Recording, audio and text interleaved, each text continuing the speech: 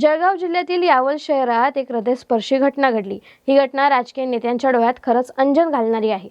यावलच्या बारीवाडा परिसरात अशोक देवरे सोनार, ज्योती देवरे सोनार आणि ऋषी देवरे सोनार या हिंदू कुटुंबाकडे कय्यूम खान नूर खान हे गेल्या 80 वर्षापासून सराफा कारागीर म्हणून काम करत होते। वयाच्या 20व्या वर्षी ते या कुटुंबाकडे आले आणि संपूर्ण आयुष्य याच घरात व्यतीत केलं। देवरे कुटुंबाने त्यांना परिवाराचा अविभाज्य भाग मानले, त्यांची काळजी घेतली। वयाच्या 100व्या वर्षी वृद्धापकालाने कय्यूम खान यांचे निधन झाले।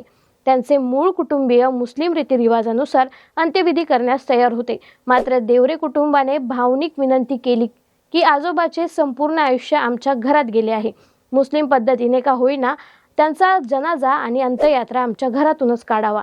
तसेच पुणे मुंबईत राहणाऱ्या त्यांच्या मुले-मुली अंतिम दर्शनासाठी येणार असल्याने एक दिवस अवधी देण्याची विनंती केली।